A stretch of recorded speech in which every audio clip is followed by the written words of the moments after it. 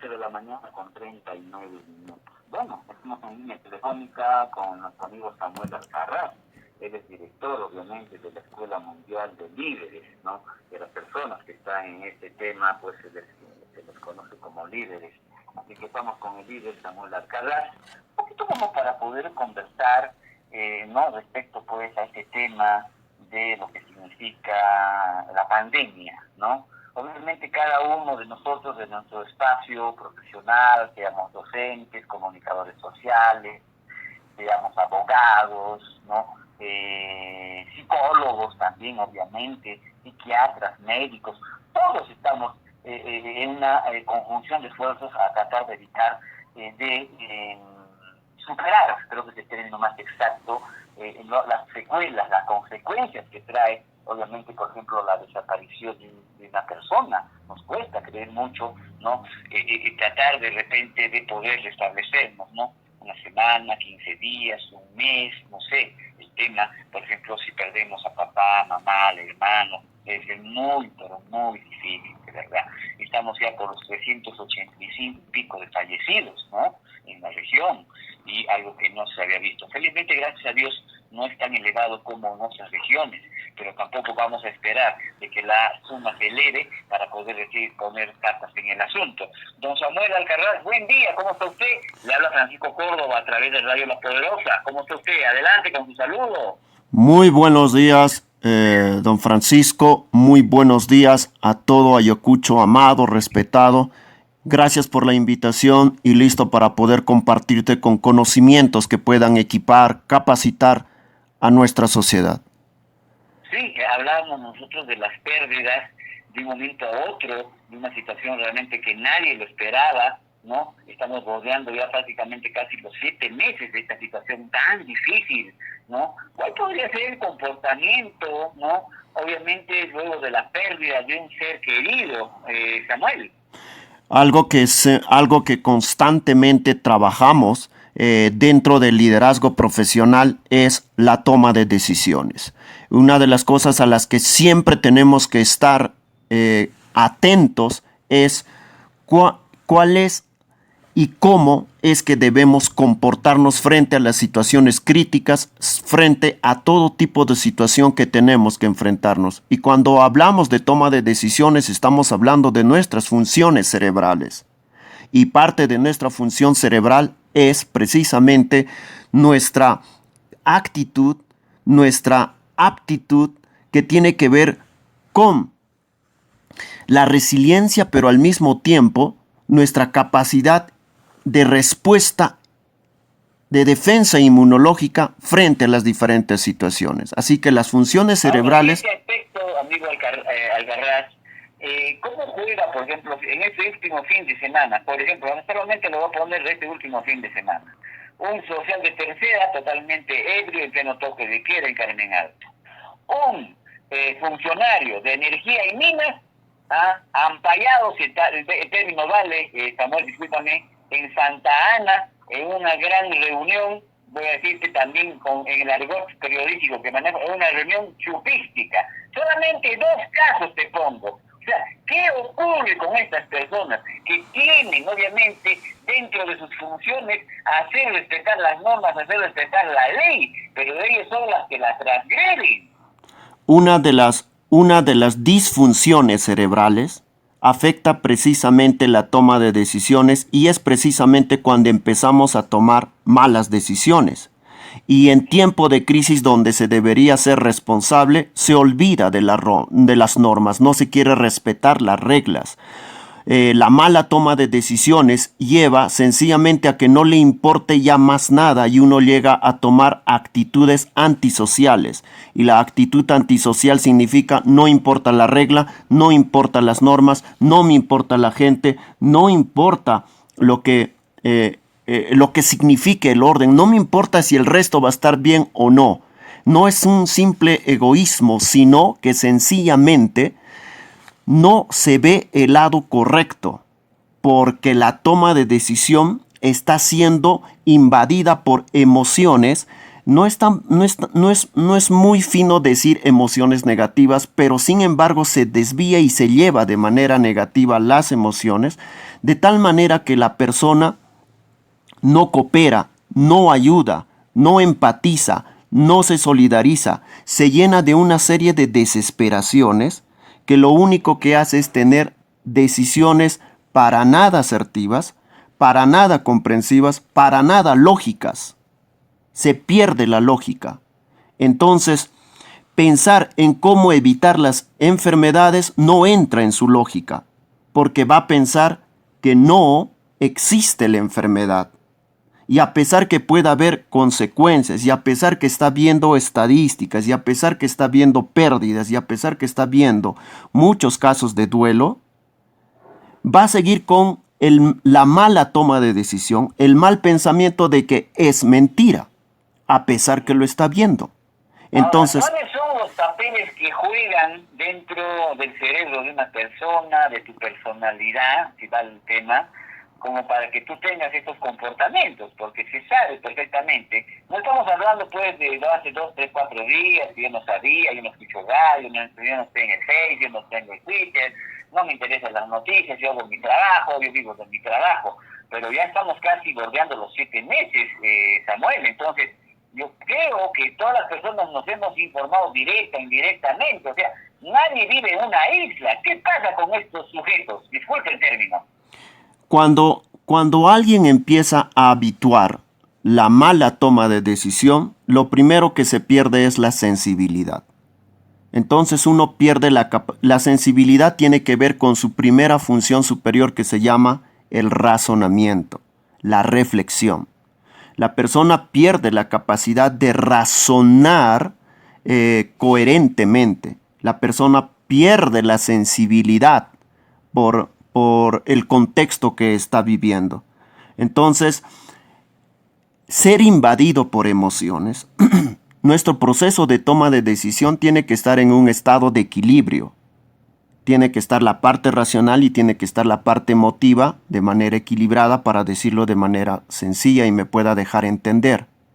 Pero cuando las personas pierden la sensibilidad, pues sencillamente hacen a un lado las emociones y no les importa. Entonces razonan sin... Insensibles al dolor, se vuelven insensibles a todo lo que esté significando de repente pues las buenas costumbres, el respetar las normas, las reglas. Pero ahora, después de todo este tema de la insensibilidad, a pesar continúa más insensibilidad, porque sabe perfectamente que el vecino, que de repente un policía, un militar, un sereno, un alcalde, un regidor, varios alcaldes han fallecido a nivel de todo nuestro país, muchísimos policías, muchas personas de las Fuerzas Armadas. Entonces, ese grado de insensibilidad obviamente no los toca, no les llega a ellos, ¿no? Y vemos, por ejemplo, el dolor, el llanto en las familias por la pérdida irreparable de un ser querido. Cuando la insensibilidad se empieza a practicar constantemente, se afecta poderosamente una función cerebral que se llama el razonamiento propio y es invadida por algo que nosotros le llamamos la negación. Entonces, la persona, a pesar que está haciendo algo incorrecto y se da cuenta que está haciendo algo incorrecto, va a decir, no, yo no estoy haciendo nada incorrecto.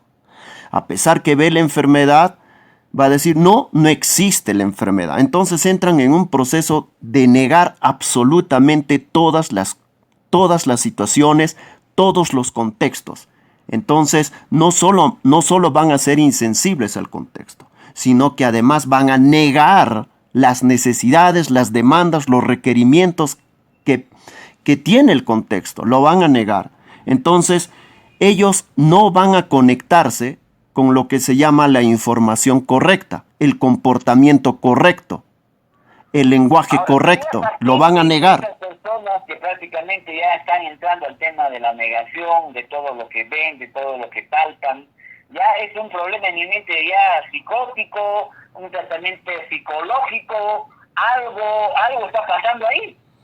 Una de las situaciones que alimenta precisamente La situación de negación es cuando la persona está viviendo constantemente el conflicto.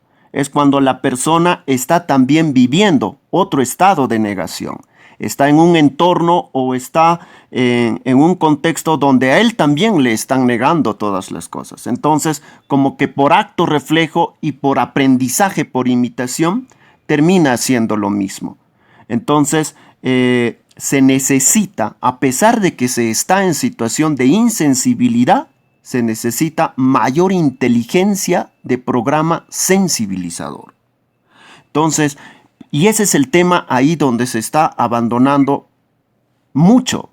Se debería tener los trabajos profesionales con este tipo de población de psiquiatras, de psicólogos, pero también de la gente que está con la neurofuncionología, estoy hablando de neurólogos, pero también estoy hablando de los profesionales, de aquellos que han estudiado liderazgo profesional, porque el liderazgo trabaja notoria y transversalmente los procesos de toma de decisión, los procesos neurofuncionales. Entonces, el trabajo sistémico. Y necesitaríamos también que los biólogos que se dedican a la biología conductual, al aprendizaje y la explicación desde la biología para estos tipos de comportamientos, este trabajo sistémico es el que falta. ¿Usted cómo va observando que usted tiene un ojo clínico, podemos decir? ¿Hay liderazgo en el actual gobernador regional de Ayacucho? ¿Hay liderazgo dentro del actual alcalde Yuri Gutiérrez? ¿Hay liderazgo de todas las autoridades que tenemos en Huamanga? Bueno, tengo que decir la verdad. Y con pena y con tristeza y con dolor tengo que decir que no hay un liderazgo profesional absolutamente en todas las diferentes instancias de poder, en todos los puestos de dirección investidos de autoridad, no se ve un liderazgo. Lo que estamos viendo es solo reacciones a diferentes circunstancias que están pasando en el día a día, pero el liderazgo tiene que ver con planificación y la planificación no es reacción. La planificación tiene que ver con el proceso creativo, con el proceso inteligente, con el proceso oportuno en el hoy, en el momento en el que pasa el problema. Uno ya tiene un plan anticipado. Tiene un plan anticipado para actuar planificada, organizada, direccionada y controladamente. Y ese tipo de actitudes no la estamos viendo. Es en situaciones donde no se sabe qué hacer, es el liderazgo profesional el que sabe qué hacer, porque constantemente se dedica a la investigación profesional para que sepa estar no solo preparado, sino sepa cómo actuar cuando se presentan los tiempos de incertidumbre. Y es por eso que el liderazgo tiene iniciativa. Bueno, yo no tengo el liderazgo adecuado, obviamente, para poder capacitarme en tal cual. Yo tengo mis asesores, pero los asesores tampoco tienen liderazgo. O sea, si el asesor, el gobernador, el alcalde, los que están a los brazos derechos y izquierdos no asesoran, no tienen liderazgo absolutamente nada, estamos en un fracaso total. El liderazgo precisamente trabaja la toma de decisiones para que uno sepa escoger.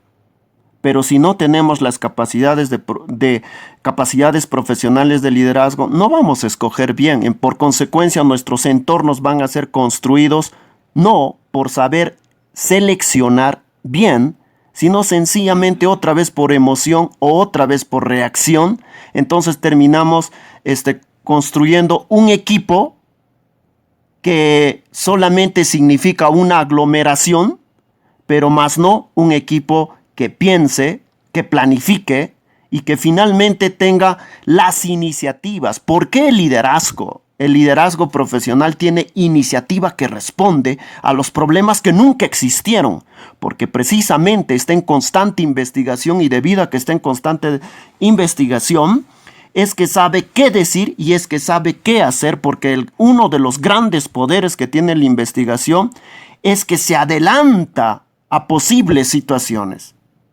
Y entonces tiene esa organización. Obviamente, disculpa que te haya interrumpido, Samuel, y obviamente lo que estamos viviendo pues, es una falta de liderazgo. Y un poquito para culminar, porque seguramente más adelante vamos a seguir hablando en su particular. Con mucho gusto. ¿Cómo reaccionar a la pérdida de un familiar, de un vecino, de alguien de la promoción de la universidad, del instituto, del trabajo? Estamos viendo mucha gente fallece. Rápidamente, Samuel, porque el tiempo nos está ganando. Por favor. Ok, voy a empezar primero con lo de los familiares.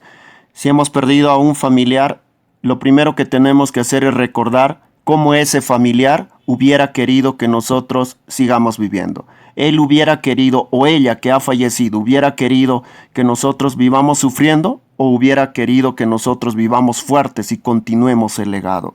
Si es esta segunda, la mejor manera de honrarlo es precisamente ejecutando esto de lo mejor que deseaba el fallecido o el familiar que ha perdido. Y en nuestro trabajo, si hemos perdido amigos, colegas, ¿qué es lo que más nos conviene?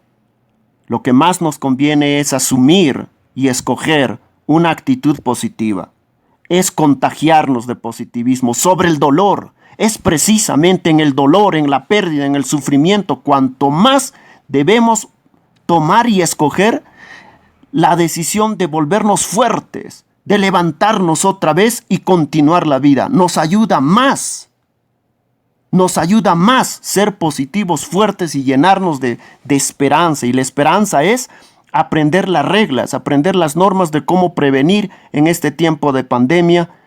Y al ejecutar eso nos llena la esperanza de que todos podamos cooperarnos y que nos imiten.